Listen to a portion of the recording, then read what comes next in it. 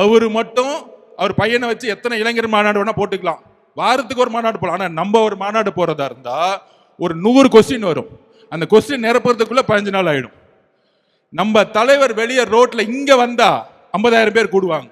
கூடும் பொழுது காவல்துறை வந்து ரோட சரியா ரெகுலைஸ் பண்ணலன்னா திருப்பி மக்களுக்கு ஸ்டாம்பீட் ஆகிறதுக்கான ப்ராப்ளம் இருக்கும். அதனாலதான் நம்ம தலைவர் ஒவ்வொரு இடத்துக்கு வரத்துக்கு யோசிச்சுட்டே இருக்கிறாரு. அவர் வெளியே வரத்துக்காக யோசிக்கல தம்பி, மக்களுடைய பாதுகாப்புக்காக தான் அமைதியா உட்கார்ந்துட்டு இருக்காரு. ரொம்ப தெளிவா நான் பதிவு பண்றேன். அவர் நடக்க ஆரம்பிச்சிட்டாருன்னா 1 லட்சம் பேர் வருவாங்க. அப்ப மக்கள் பாதுகாப்பு காவல்துறையிட்ட இருக்கு. காவல்துறை எதுவுமே செய்யறது இல்லை. அப்ப திருப்பி ஒரு ஸ்டாம்பீட் ஆகி திருப்பி அவர் மேல கொலவழி பண்ணும். இதுக்காக தான் எஸ்ஓபி. அப்பதான் முடிவு பண்ணோம், ஒவ்வொரு ஊரும் 15 கிலோமீட்டர் தள்ளி காட்டுல நிர்வாகிகள் மீட்டிங் வெறும் 5000 பேர் வச்சு அண்ணனை வந்து இன்னைக்கு பிரச்சாரம் பண்ணிட்டு இருக்கோம். இப்ப இந்த திமுகவுடைய சூழ்ச்சி உங்களுக்கு தெரியுதா? எதனால நம்ம பிரச்சாரம் பண்ண முடியலன்னு? இன்னைக்கு கூட அண்ணன் தூத்துக்குடி போனோம், மதுராந்தக போகணும்னு துடிக்கிறார். இந்த ரேப்பை கேள்விப்பட்டேன். ஆனால் அங்க காவல்துறைக்கு ரீச் பண்ணா யாரும் பதில் கிடையாது. அந்த சின்ன வீட்டுக்குள்ள போகும்போது 20,000 பேர் சுத்தி வந்தா யாரு பதில் சொல்லுவா திருப்பியும்? அப்ப என்னைக்கு நியூட்ரல் ஆகும்னா தேர்தல் கமிஷனுடைய நோட்டிபிகேஷன் வரும் பொழுது. அப்ப எல்லா கட்சிகளும் ரோட பிரச்சாரம் போலாம். அன்னைக்கு பிரச்சாரத்தை ஆரம்பிச்சாருன்னா தமிழகம் எம்ஜிஆருக்கு அப்புறம் உருவாக்காத பிரச்சாரத்தை தலைவர் விஜய் அவர்கள் உருவாக்குவார். இது நடக்குதா இல்லையான்னு மட்டும் பாருங்க. அன்னையோ நோட்டிபிகேஷனோட முதலமைச்சரோட சைன் அத்தாரிட்டி முடிஞ்சிச்சு, அதோட ஓவர். அப்ப தெருவா ஒவ்வொரு ரோடா போகும்பொழுது மக்களுடைய எழுச்சி அப்ப பாப்பீங்க, மக்களுடைய கோவத்தை நீங்க பாப்பீங்க. அப்ப இன்னைக்கு நம்ம முதலமைச்சர் என்ன பண்ணிட்டு இருக்காரு? நீங்க ஒன்னே ஒண்ணு புரிஞ்சுக்கணும். அண்ணன் ஓப்பனா சொன்னார், என்னுடைய தனிப்பட்ட பிரச்சனை விமர்சனம் நான் பாத்துக்கிறேன். அதுக்கு மேல என்ன பிரச்சனைன்னு சொல்றாரு. 2 வயசு குழந்தை ரேப் பண்றாங்க, 14 வயசு 16 வயசு குழந்தை காலை கடந்து கடக்க முடியல. இதை நோக்கி நம்மளுடைய பிரச்சாரத்தையும் பிரச்சனையும் சொல்லுவோம். அப்ப இன்னைக்கு தமிழ்நாட்டில் எத்தனையோ தலைவர் இருக்காங்க, ஏன் அவர் மீது விமர்சனம்? நான் ஓப்பனா உங்ககிட்ட பதிவு பண்றேன், மக்கள்கிட்டே பதிவு பண்றேன், முக்கியமா சோசியல் மீடியா வாரியர்ஸ் கிட்ட பதிவு பண்றேன். தமிழ்நாட்டில் எம்ஜிஆருக்கு அப்புறம் ஒரு பிரபலமான ஒரு தலைவரா ரஜினிகாந்த் அவர்கள் வரணும்னு நினைச்சார். அரசியலுக்கு வந்து சிஸ்டத்தை மாத்தணும் எல்லாம் பண்ணணும்னு நினைச்சார். ஆனால் இதே திமுக குடும்பம் பல மிரட்டல்களை கொடுத்து அவரை அரசியல் கட்சி வர விடாம பாத்துக்கிட்டாங்க. இன்னைக்கு என்ன ஆனார்? அவரு கடைசியில் ரெட் ஜெயின் பிக்சர்லயே நடிக்க போயிட்டார். அவர் மேல விமர்சனம் கிடையாது. அந்த வலிமை, மன வலிமை நம்ம தலைவர்கிட்ட இருக்கு. நான் பதிவு பண்றேன். நீ என்ன வேணா பண்ணுங்க, என் மக்களை கொன்ன, வீட்டை விட்டு வெளியே வந்துட்டேன், என்ன தனிப்பட்ட முறையில் விமர்சனம் பண்ற, அதுக்கெல்லாம் நான் பதில் கொடுக்கல. நீ பதில் கொடுத்துட்டு என்ன திட்டிட்டே இருக்கும் பொழுது மகளிர் தினத்தன்னைக்கு 12 ப்ராமிஸ் கொடுத்து என்னுடைய பெண்களுக்கு என்ன பண்ணணும்னு சொன்னவர் எங்க தலைவர். வீட்டுல உட்காரல பயந்துட்டு. அப்ப எதை நோக்கி நம்ம தலைவர் போறார்? தமிழ்நாட்டில் ஒரு மாற்றம் உருவாகணும். மாற்றம் உருவாகணும் சொன்ன தலைவர்லாம் என்ன ஆனாங்க? நான் ஒவ்வொன்றா சொல்றேன். மதிமுக தலைவர் வைகோ அவர்கள் கட்சி ஆரம்பிக்கும் போது திமுகவுடைய பல பிரச்சனைகள் சொல்லி ஏற்றினார்.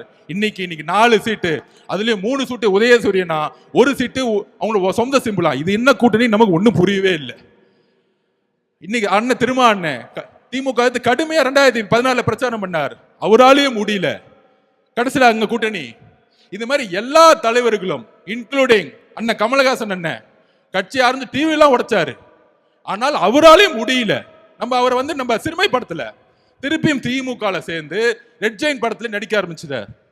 அப்ப எல்லாரும் ஓபிஎஸ் அண்ணன் முதலமைச்சரா இருந்தவர், அம்மா கூட விசுவாசி முதலமைச்சரா இருந்தவர், 3 தட்டி முதலமைச்சரா இருந்தவர். இன்னைக்கு ஸ்டாலின் சர்வே செஞ்சுட்டார். அப்ப அவங்களுடைய பணபலத்தை பாருங்க. எல்லாரையும் விலை கொடுத்து வாங்கலாம், எல்லாரையும் மிரட்டலாம்.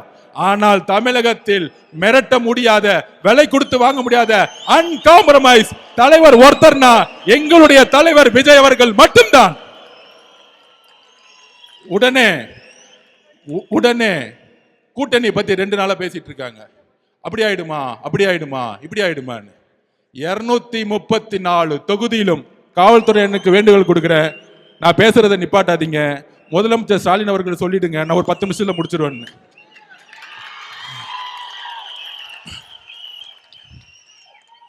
கவலைப்படாதீங்க, பார்த்துக்குவோம். இன்னும் 60 நாள் காவல்துறை நம்ம பக்கம் வந்துடும்.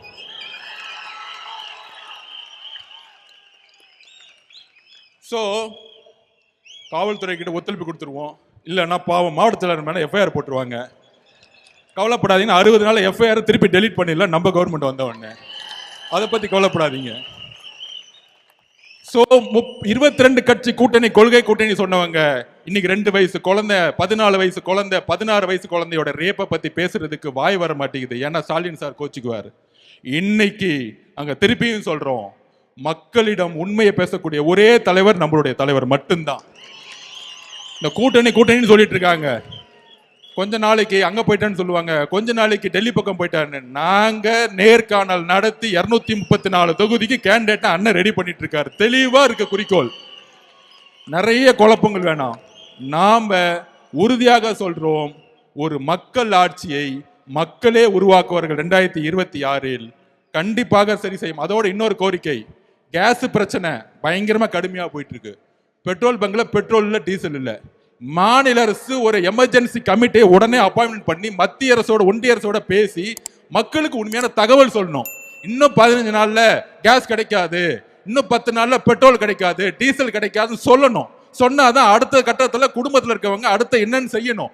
ஒண்ணுமே சொல்லாம சும்மா எங்கேயாச்சும் டூர் போய்கிட்டு நாங்க ரோட்ல நிக்கக்கூடிய அவல நிலையை திமுக அரசு உருவாக்காதீங்கன்னு சொல்லி, தயவு செய்து இன்னும் ஒரு வாரம் தான் மாண்புமிகு முதலமைச்சர் அவர்களே, தூக்கத்திலிருந்து வெளியே வாங்க. உங்க ஆட்சியை நாங்க வெளியே அனுப்புறதுக்கு நாங்க எல்லாம் ரெடி ஆயிட்டோம்.